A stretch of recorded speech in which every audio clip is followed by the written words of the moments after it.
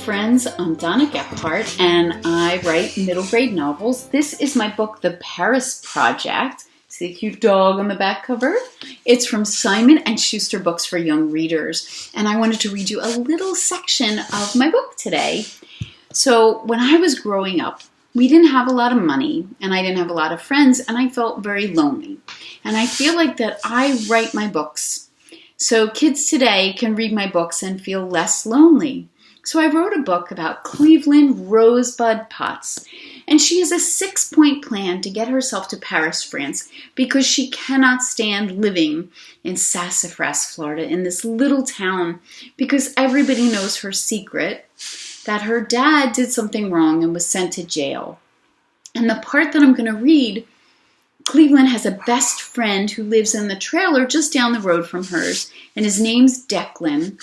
And she went to her best friend's house, and he had a friend visiting, and that friend was the boy whose dad made sure that Cleveland's dad went to jail. So she's so angry with her best friend, and that's the part I'm going to read from.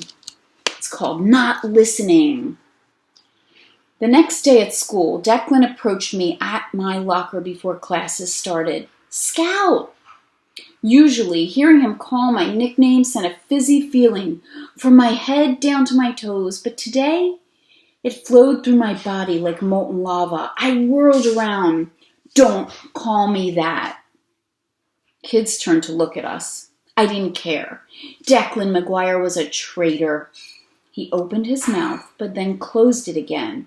His teeth were kind of yellow. "And don't talk to me." I slammed my locker door to emphasize my words, but one of my books was sticking out, so the door bounced open, and Declan laughed a little. I looked right in his face. "It's so not funny, Declan." But I wasn't talking about the locker door, and I might have spit in his face a little bit. He stepped back and wiped off his cheek. "Scout, let me explain, please." Declan's voice broke on the last word. He sounded like he might cry, but I did not care. "No."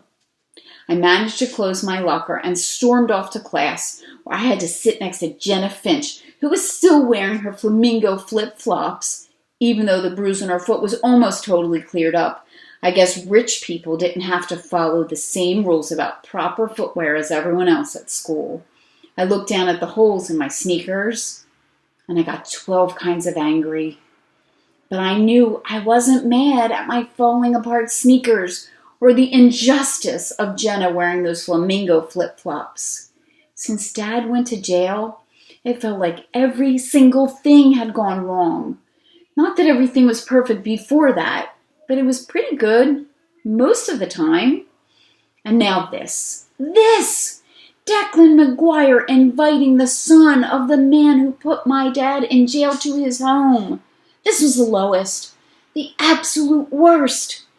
What kind of friend did that? No kind of friend at all. Walking around the crowded halls of school, I felt so alone, and I realized exactly why. I had no friends. That's from The Paris Project, from Simon & Schuster Books for Young Readers. I hope you grab a copy and I hope you enjoy reading about Cleveland Rosebud Potts and find out if she ever makes it to Paris, if she ever figures out how to deal with the problems with her dad, with her best friend, and she has a wonderful sister and mom and a great dog who get her through things. So thanks, friends. Stay well and take care. Bye-bye.